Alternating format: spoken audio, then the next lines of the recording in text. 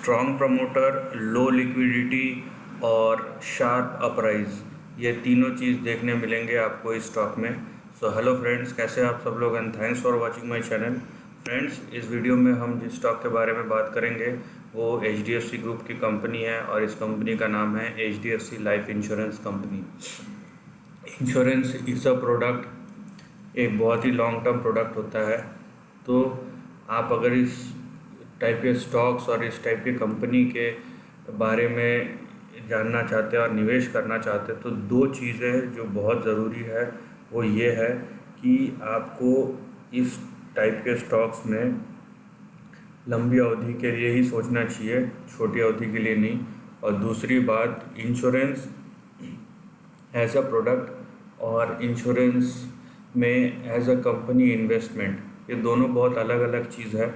तो आप अगर इसमें पैसा लगाना चाहते हैं और पैसा बनाना चाहते हैं तो आपको ये जानना भी बहुत ज़रूरी है कि इंश्योरेंस एज अ प्रोडक्ट और एज अ कंपनी कैसे पैसे बनाती है। नाउ अगर हम इसके ट्रेंड की बात करें तो देखिए फ़िलहाल इसका ट्रेडिंग हिस्ट्री ज़्यादा नहीं है, 2 साल पुराना ही है, लेकिन जिस तरीके से ट्रेंड फॉर्मेशन हुआ है यहाँ पे, सो एक कंसोलिडेटेड ट्रेंड है। यहाँ पे हम देख लीजिए, ये जो ट्रेंड बना है ये कंसोलिडेटेड है और एक रेंज दायरे में ही ऊपर नीचे जा रहा है, राइट। सो इस ट्रेंड का जो आप देखिए सपोर्ट लेवल आ रहा है कहाँ, यहाँ पे, ठीक है, ये आपका सपोर्ट लेवल है 357 के आसपास। और आपका जो इमीडिएट सपोर्ट आएगा वो है 554.85 और आपका जो रेजिस्टेंस आएगा वो है यहाँ पे, राइट, अराउंड 650 के आसपास। तो कोई भी नया ट्रेंड अगर शुरू होगा तो 650 पे शुरू होगा। इंटरमीडिएट लेवल पे अगर ये 554 555 के ऊपर यहाँ सस्टेन करता है तो यहाँ पे देखिए आप, यहाँ पे जो चीज़ आपको देखने मिलेगा वो है कि ये फिर से अपने हाई तक जा सकता है, ठीक है। इसके बाद अगर ये रेंज एक बार क्रॉस हो गया और उसके ऊपर सस्टेन किया तो यहाँ पे देखिए जो प्राइस का ट्रेंड है कुछ इस तरीके का हो सकता है। और ये लॉन्ग टर्म है फ्रेंड्स, मैं बार बार बता रहा हूँ, ये 2-3 दिन आज खरीद लिया कल ऊपर नीचे हो गया, उस टाइप की अगर आपके थॉट्स है या अगर उस टाइप से देखना चाहते हैं then this is not for you, ठीक है।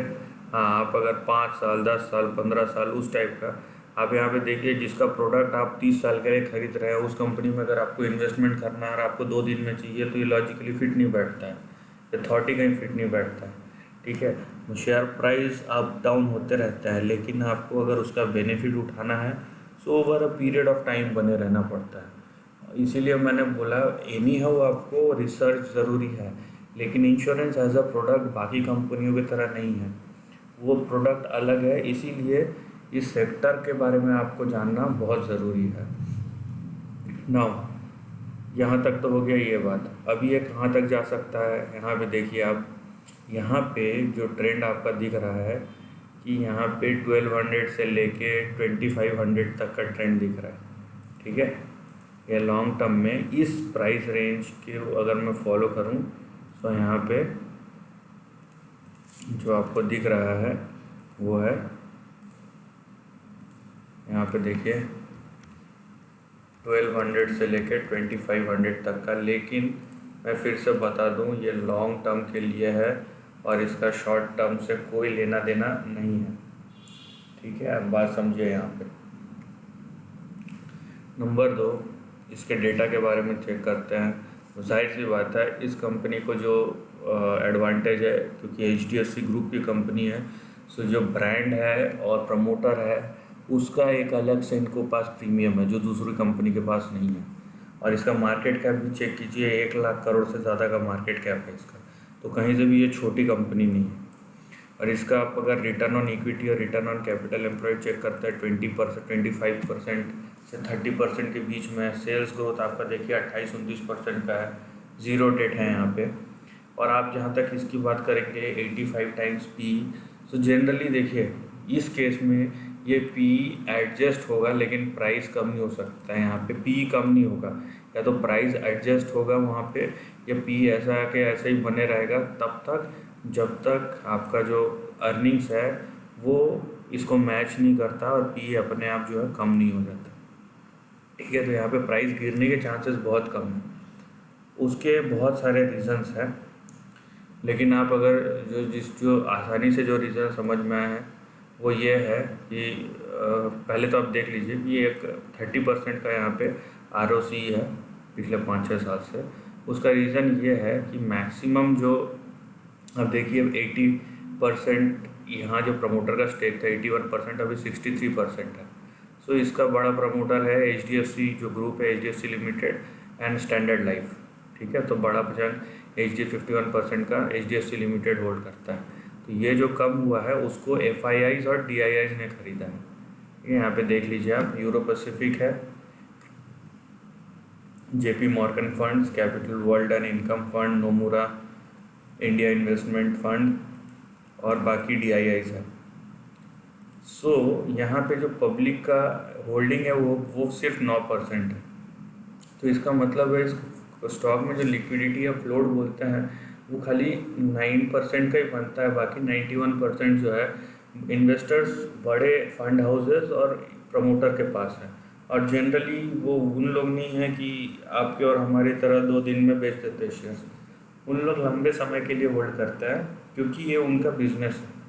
वो हमारे तरफ बेचते नहीं हैं कि शेयर प्राइस हो गिरने वाला है तो बेच दो, चढ़ने वाला तो ख़रीद लो, वो मेंटालिटी है ही नहीं। तो यहाँ पे फ्लोट बहुत कम है। तो आप अगर उस सेंस में देखेंगे तो शेयर प्राइस जो है यहाँ पे जितनी तेज़ी से नीचे जाएगा उतनी तेज़ी से ऊपर आएगा। ठीक है, यहाँ पे और एक लिमिटेड दायरे में रहेगा। सो आप जैसे ही सेल करते हैं सेलिंग वो एब्जॉर्ब हो जाता है, क्योंकि वहाँ पे जैसी लिक्विडिटी आता है वहाँ पे फंड हाउसेज या बड़े इन्वेस्टर्स बैठे रहते हैं जिनको ऐसी ही कंपनी चाहिए जिसके पास ब्रांड हो, प्रमोटर हो, मार्केट में उसके प्रोडक्ट का डिमांड हो और वो लॉन्ग टर्म में उस प्रोडक्ट को जो पीपल है, जो लोग हैं वो रिकग्नाइज कर सके और उसका जो बिज़नेस है वो सस्टेनेबल हो। तो ये सब क्वालिटी जहाँ भी दिखती है बड़े इन्वेस्टर, रिटेल इन्वेस्टर का प्रॉब्लम है, वो उनको लगता है कि अब बेच देना चाहिए, अब नहीं बढ़ेगा, और वहीं पे बड़े इन्वेस्टर एंटर करते हैं और 10-12 साल बाद जो होता है वही चीज़ होता है कि उन लोग पैसा कमाते हैं और हमारे जैसे लोग जो अपने आप को इन्वेस्टर समझते हैं, बर्डिंग इन्वेस्टर, वो वहीं के वहीं रह जाते हैं। तो यहाँ पे नॉलेज और एक्सपीरियंस का बहुत बड़ा एक लेसन है। So this is the end of the video. दोस्तों वीडियो पसंद है तो लाइक और शेयर कीजिए, थॉट्स कमेंट सेक्शन में लिख के बताइए और ऐसे नए कंटेंट के लिए चैनल को प्लीज़ सब्सक्राइब कीजिए। Lastly, take care of your family and friends.